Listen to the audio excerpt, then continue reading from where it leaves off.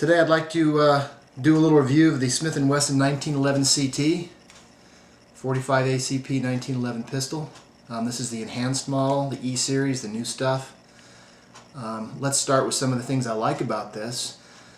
It looks cool. That's one thing I like. It has the flat top with the serrations on top to cut down the glare, which is something you see on more expensive pistols, which I like. It has these fish type scales, which are real grippy when you're drawing the slide back, but they're smooth going forward, and they look cool, so I like those a lot too. The CT on this one stands for Crimson Trace, which has the laser grips. Okay, I'll talk about that a little more later. I like the two-tone color. It's got front checkering on the front strap there, if you can see it. It's pretty coarse, but it's not sharp, so I like that. It has a full-length guide rod, which I can live without or deal with. Doesn't really bother me. You can replace the parts in like 15 bucks if you want the regular GI setup. It comes with 2 mags. These are 8 round. They have the extended bumper pad on them. They're 8 rounds. Looks like a stainless steel tube. They worked okay for me. They don't have any name on them or anything, so I would assume they're made by Smith. Those are the things I like about it. I like the magazine release here, which is big enough for my hand to reach it. You can see there, eject it. So that's the things I like. What don't I like about it? Well, the old Smith&Wesson caution, may fire if the magazine's removed. I don't like that. That's lawyer crap. I don't like that. The slide release has a dimple on it, and I'm going to show you that in a close-up. Okay. The hammer also on the part up in here has a dimple on it. Now these are MIM parts, which stands for metal injection molding, which is, in a nutshell, they take powdered metal and plastic, they squirt it into a mold, they heat it up, the plastic burns off, the metal fuses together, and you've got a part, you know, that's at the dimension that they need. So there's minimum fitting. Most modern guns have these MIM parts. It's not a big deal, but when you've got these dimples and pimples and, you know, it's ugly.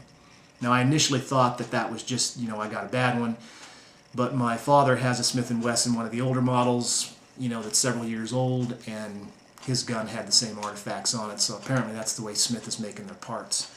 The slide release takes a pounding, so what I did is I replaced it with a 10-8 performance part that's made out of, you know, bar stock steel machined out, so I have more faith in it. Okay, those are the things I don't like. There's also a space in the frame, which I'm going to show you as a close-up too, where the internal parts for the old model's firing pin safety went. And they still have that in the frame, which is, you know, I don't get it. It seems to me it would be cheaper just to machine it, you know, without cutting that extra slot, but maybe they had frames left over. I don't know. It's on mine. The gun shoots good. It's accurate. When I first got it, it was shooting off to the left.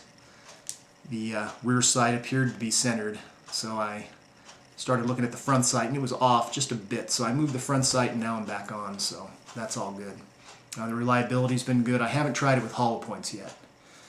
It has an external extractor, which is supposed to be different than the newer model, or the new one's supposed to be different than the older model, and I've had no problem, you know, with any reliability issue, so that's pretty cool.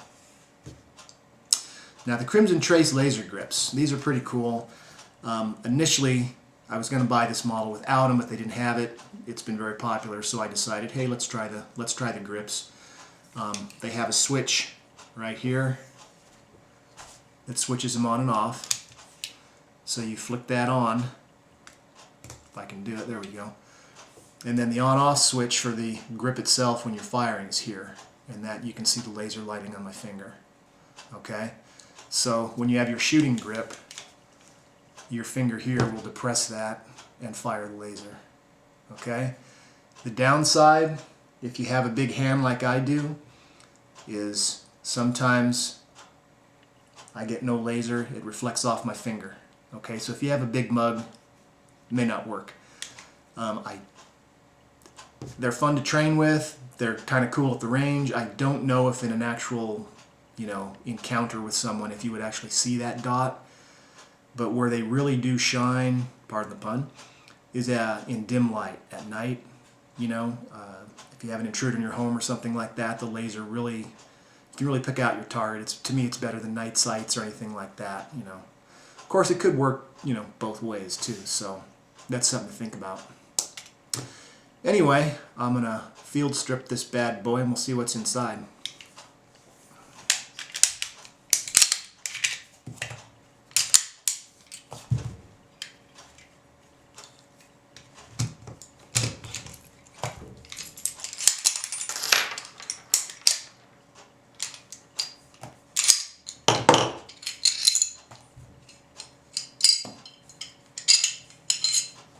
Okay, now I'm going to show you some close-ups of the inside of the slide, which is nice. The machining is clean. It looks pretty good. Craftsmanship on the frame is nice. Pretty much this is it's a nice looking pistol. I really like it. I'll show you some close-ups of that stuff. Okay, here you can see the slide. It's machined very cleanly. There's no plungers or anything for the firing pin safety on the earlier models. This pin here, which holds the external extractor, can work its way down, as you can see this one is. And then here's the dimple on the hammer. You can see it right there inside the frame. Okay. Also inside the frame you can see where it's channeled out in this area here, where on a regular 1911 frame it would be solid there. That's where the parts would go for the firing pin safety on the earlier model of the Smith. So they're still using the same frame. So that I don't particularly care for either. Okay, here's that dimple that I was talking about, if you can see it. It's right here. If I can get some light on it. Okay, I'm going to put it back together.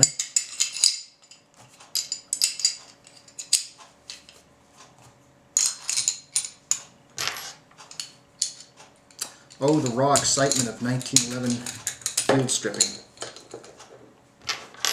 Very exciting stuff here, isn't it, guys? And gals, hopefully.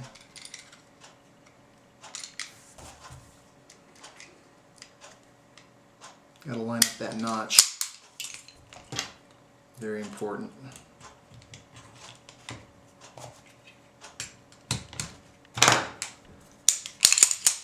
Okay, there we go. Reassembled.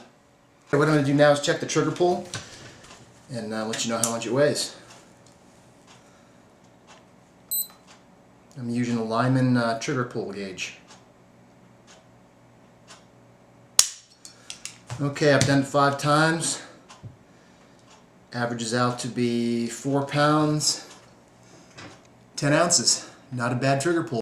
So there it is. Smith&Wesson 1911 CT.